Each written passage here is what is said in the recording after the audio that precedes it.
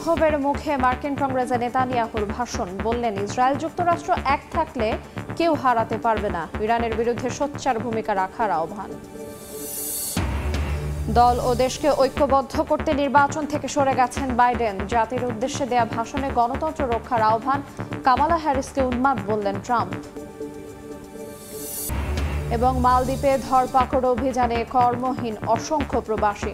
কাজ পেলেও দিচ্ছে না ভালো বেতন। অনিয়মকারী নিয়োগকর্তাদের জরিমানার আওতায় আনার উদ্যোগ প্রশাসনের।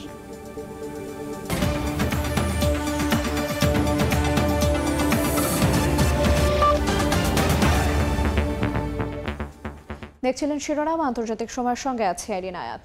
নজিরবিহীন বিক্ষোভের মধ্যে মার্কিন কংগ্রেসে বক্তব্য রাখলেন ইসরায়েলি প্রধানমন্ত্রী বিনিয়ামিন নেতানিয়াহু। স্থানীয় সময় দুপুর 2টার দিকে দেয়া বক্তব্যে নেতানিয়াহু বলেন, ইসরায়েল ও যুক্তরাষ্ট্র এক থাকলে কেউ হারাতে পারবে না। এ সময় মার্কিন রাজনীতিবিদদের ইরানের বিরুদ্ধে সোচ্চার ভূমিকা রাখার আহ্বান জানান তিনি। যুক্তরাষ্ট্রের ওয়াশিংটন ডিসি থেকে দস্তগীর জাহাঙ্গীরের রিপোর্ট। গাজায় নৃশংস বর্বরতার জেরে বিশ্বজুড়ে সমালোচনার মধ্যেই স্থানীয় সময় বুধবার মার্কিন কংগ্রেসে ক্যাপিটাল হিলে ভাষণ দেন ইসরায়েলের প্রধানমন্ত্রী বেনিয়ামিন নেতানিয়াহু। তার ভাষণকে কেন্দ্র করে মার্কিন কংগ্রেসে নেওয়া হয় নজিরবিহীন নিরাপত্তা। ভাষণের শুরুতেই গত 7 অক্টোবরের হামলাকে ইতিহাসের একটি কলঙ্কজনক অধ্যায় উল্লেখ করে এর তীব্র নিন্দা জানান নেতানিয়াহু। বলেন, যুক্তরাষ্ট্র ও ইসরায়েলের শত্রু অভিন্ন, তাই একসঙ্গে লড়াই করতে হবে। ইসরায়েল ও যুক্তরাষ্ট্র এক থাকলে অবশ্যই বিজয় হবে বলেও জানান নেতানিয়াহু। এ সময় মধ্যপ্রাচ্যে ইরানকে রুখে দিতে মার্কিন রাজনীতিবিদদের এক হয়ে কাজ করার আহ্বান জানান নেতানিয়াহু। গাজায় যুদ্ধ পরবর্তী সময়ে মধ্যপ্রাচ্যে নতুন একটি জোট গঠনের কথাও জানান তিনি। যুক্তরাষ্ট্র ও ইসরায়েল এই জোটের নেতৃত্বে থাকবে উল্লেখ করে ইসরায়েলি প্রধানমন্ত্রী মধ্যপ্রাচ্যের অন্যান্য দেশগুলোকেও এতে শরিক হওয়ার আহ্বান জানান। দীর্ঘ সময়ের এই ভাষণে আসন্ন প্রেসিডেন্ট নির্বাচনের রিপাবলিকান প্রার্থী ডোনাল্ড ট্রাম্পের ভূয়সী প্রশংসা করেন নেতানিয়াহু। আমি জানি যুক্তরাষ্ট্র আমাদের পেছনে রয়েছে, এজন্য ধন্যবাদ। দশকের পর দশক ধরে যুক্তরাষ্ট্র আমাদের উদারভাবে সামরিক সহায়তা ও পরামর্শ দিয়ে আসছে। এসব অনেক জীবন বাঁচিয়ে দিয়েছে। আমাদের শত্রুরা আপনাদেরও শত্রু, আমাদের লড়াই আপনাদেরও লড়াই, সে সঙ্গে আমাদের বিজয় আপনাদেরও বিজয় হিসেবে চিহ্নিত হবে। এজন্য যুক্তরাষ্ট্র ও ইসরায়েলকে ঐক্যবদ্ধ থাকতে হবে। এদিকে কংগ্রেসে নেতানিয়াহুর ভাষণের প্রতিবাদ জানিয়ে ক্যাপিটাল হিলে অনুপস্থিত ছিলেন অন্তত 39 জন আইন প্রণেতা। তারা গাজায় ইসরায়েলি আগ্রাসনের জন্য নেতানিয়াহুকে দায়ী করছেন। এ সময় তাদের চেয়ারগুলো খালি পড়ে থাকতে দেখা যায়।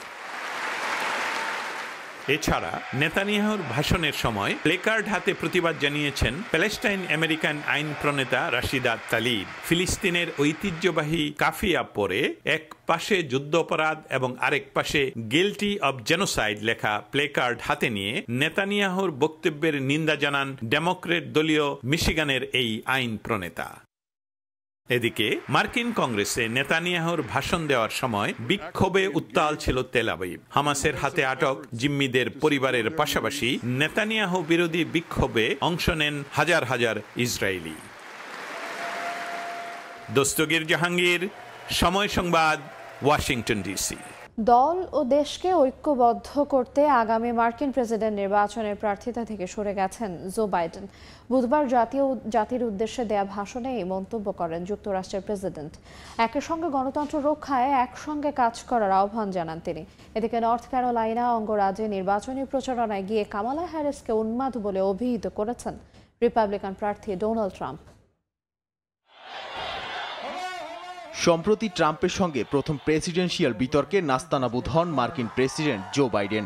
এরপর থেকেই শুরু হয় প্রতিদ্বন্দ্বী সহ নিজ দল ডেমোক্রেটিক পার্টির আইন প্রণেতাদের চাপ। এতে নানা নাটকীয়তার পর নির্বাচন থেকে সরে দাঁড়ান বাইডেন। বুধবার স্থানীয় সময় রাতে জাতির উদ্দেশ্যে ভাষণ দেন মার্কিন প্রেসিডেন্ট। দল ও দেশের জন্য নির্বাচন থেকে প্রার্থিতা প্রত্যাহার করে নিয়েছেন বলে মন্তব্য করেন তিনি। নতুন প্রজন্মকে সুযোগ দিতেই এই সিদ্ধান্ত বলেও জানান বাইডেন। ভাইস প্রেসিডেন্ট কামালা হ্যারিসের প্রশংসা করে বলেন, কামালা যোগ্য এবং শক্তিশালী একজন পদপ্রার্থী।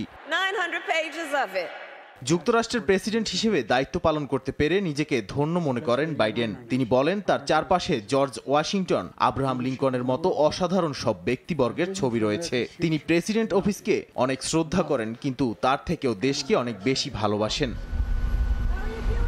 এ সময় তার শাসনামলে দেশ ও জাতির জন্য নেওয়া সব ধরনের সিদ্ধান্ত ভবিষ্যৎ নির্ভর এবং এতে যুক্তরাষ্ট্র অনেকটাই এগিয়ে গেছে বলে দাবি করেন। আগামী 6 মাস তিনি সঠিকভাবে সঠিক লক্ষ্য নিয়ে তার দায়িত্ব পালন করবেন। এদিকে নর্থ ক্যারোলাইনা অঙ্গরাজ্যের শার্লটে নির্বাচনী প্রচারণায় গিয়ে কামালা হ্যারিসকে উন্মাদ বলে অভিহিত করেছেন রিপাবলিকান দলের প্রার্থী ডোনাল্ড ট্রাম্প। স্থানীয় সময় বুধবার তিনি কামালা হ্যারিসকে বাইডেনের অভিবাসন নীতি নিয়ে অতি উদারবাদী চালিকা শক্তি হিসেবে দোষারোপ করেন। তিনি আরও বলেন, যদি হ্যারিস নির্বাচনে জয়ী হয় তবে সে যুক্তরাষ্ট্রকে ধ্বংস করে দেবে। নাদিম মারজান, সময় সংবাদ। সমুদ্রপৃষ্ঠ থেকে উচ্চতা আর চারপাশে সুউচ্চ পাহাড়ের কারণে নেপালের ত্রিভুবন আন্তর্জাতিক বিমানবন্দর উড়োজাহাজ অবতরণের জন্য খুবই ঝুঁকিপূর্ণ।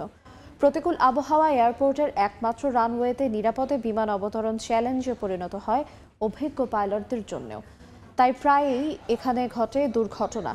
উড়োজাহাজ দুর্ঘটনা কমিয়ে আনতে আবহাওয়া পর্যবেক্ষণ এবং পূর্বাভাস পরিষেবা উন্নয়নে বিনিয়োগ বাড়ানোর পরামর্শ বিশেষজ্ঞদের।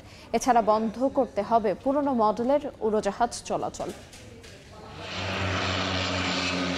বারবার বিমান দুর্ঘটনার কারণে উড়োজাহাজের পাইলট, ক্রু ও যাত্রীদের জন্য আতঙ্কের এক নামে পরিণত হয়েছে নেপালের ত্রিভুবন আন্তর্জাতিক বিমানবন্দর। কী কারণে এত ঝুঁকিপূর্ণ এই বিমানবন্দর তা নিয়ে এভিয়েশন নিরাপত্তা বিশেষজ্ঞদের রয়েছে নানা ব্যাখ্যা। বিমানবন্দরটি সমুদ্রপৃষ্ঠ থেকে 1338 মিটার উপরে সরু ডিম্বাকার উপত্যকায় অবস্থিত হওয়ায় এই জায়গাটি খুবই প্রতিকূল। এর চারপাশে সুউচ্চ পর্বতমালা বিমান অবতরণকে করেছে আরও চ্যালেঞ্জিং। পাহাড়ি ভাঁজের কারণে উড়োজাহাজ অবতরণের জন্য পর্যাপ্ত জায়গা পাওয়া যায় না। রানওয়েতে নামার জন্য একটি উড়োজাহাজকে উঁচু থেকে সোজা নেমে আসতে হয়, আর এই সময়ে সবচেয়ে বেশি দুর্ঘটনা ঘটে বলে জানান এভিয়েশন বিশেষজ্ঞরা। ত্রিভুবন বিমানবন্দরে ছোট উড়োজাহাজ অবতরণ করতে পারে, তবে এই ছোট উড়োজাহাজগুলো নেপালের অস্থিতিশীল ও প্রতিকূল আবহাওয়ার জন্য বেশ ঝুঁকিপূর্ণ। এ কারণে অনেক পাইলট ত্রিভুবন বিমানবন্দরে উড়োজাহাজ ওড়াতে চান না। কেবল বিশেষ প্রশিক্ষণ নেওয়া পাইলটদেরই এই বিমানবন্দরে অবতরণের অনুমতি দেওয়া হয়।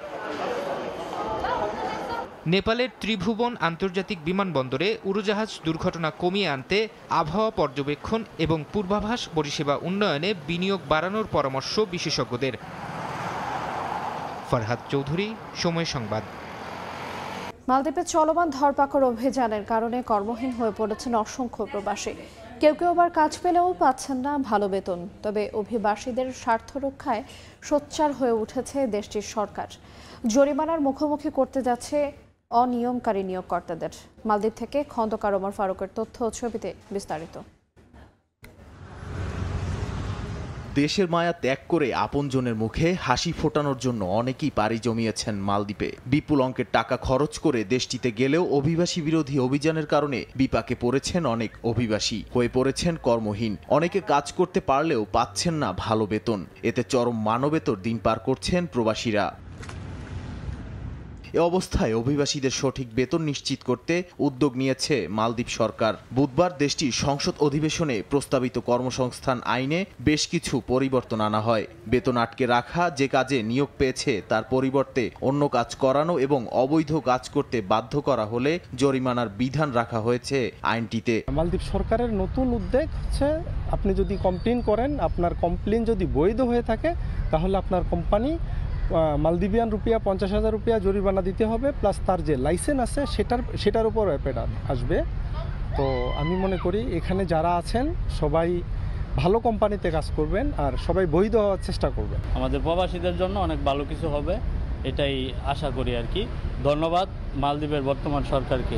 সাম্প্রতিক সময়ে দেশটির শ্রমবাজার নিয়ন্ত্রণ এবং প্রতিযোগিতাপূর্ণ করে তুলতে এমন উদ্যোগ নিচ্ছেন বলে জানান সংশ্লিষ্টরা। সময় সংবাদ, মালদ্বীপ। জাপানি manga series Doraemon and friends কেন্দ্র করে হংকংয়ে আয়োজন করা হয় অসাধারণ ড্রোন শোয়ের।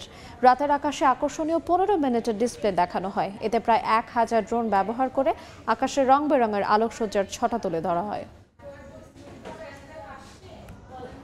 হংকংয়ের আকাশে উঠছে এক আকর্ষণীয় রোবট বিড়াল, নাম তার ডোরেমন। সঙ্গে আছে নোবিতা, শিজুকা, সুনিও আর জিয়ানো। তাদের সবার প্রতিচ্ছবি আকাশে ঝলমল আলোতে ফুটে ওঠে। বিশাল এই আয়োজন দেখে বিস্মিত দর্শনার্থীরা।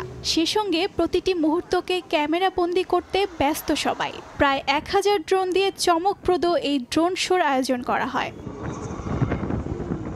ডোরেমন যেন সকল কার্টুন প্রেমীর প্রিয় স্বপ্নের জাপানি বন্ধু, যার কাছে কোনো ইচ্ছার কথা ব্যক্ত করলে কখনোই তা অপূর্ণ থাকে না। বিড়ালরূপী সাদা নীল রঙের রোবটটি তার অসাধারণ সব ভবিষ্যতের গ্যাজেটের মাধ্যমে বন্ধু নোবিতার সকল ইচ্ছা পূরণ করে এবং সেই সাথে তাকে সব বিপদ থেকেও উদ্ধার করে। আমি এর আগেও অনেক জায়গায় ড্রোন শো দেখেছি এবং ডোরেমন একটি পরিচিত ক্যারেক্টার। গানের সাথে এই ড্রোন শোটি আমার হংকং ভ্রমণের একটি সুন্দর স্মৃতি হয়ে থাকবে। স্থানীয় সময় শনিবার হাজার হাজার ডোরেমন ভক্ত ও পর্যটকরা জড়ো হন জাপানি বিখ্যাত সিরিজ ডোরেমন এর থিমযুক্ত ড্রোন শো দেখতে। রঙিন এই আলোকসজ্জায় ডোরেমন ও তার বন্ধুদের অবয়ব দেখানো হয়, পাশাপাশি দেখানো হয় ভিক্টোরিয়া হারবার, টাইম মেশিন ও ম্যাগনিফাইং ফ্ল্যাশলাইট। চোখ ধাঁধানো এই আয়োজনটি হংকংয়ে অনুষ্ঠিত দ্বিতীয় Doraemon show. Doraemon and friends প্রদর্শনী 13 জুলাই থেকে 18 আগস্ট পর্যন্ত চলবে। অর্জিতা শেজিন, সময় সংবাদ। আন্তর্জাতিক সময় শীর্ষ সংবাদ জানিয়ে দেব আরেকবার।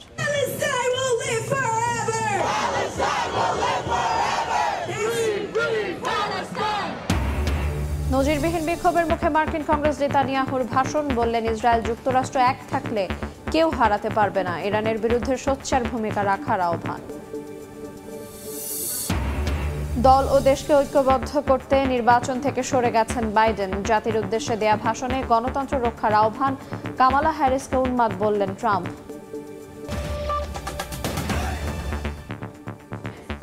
এই ছিল আন্তর্জাতিক সময়। সময় সংবাদ নিয়ে ফিরছি কিছুক্ষণ পর। সঙ্গে থাকুন সময়ের।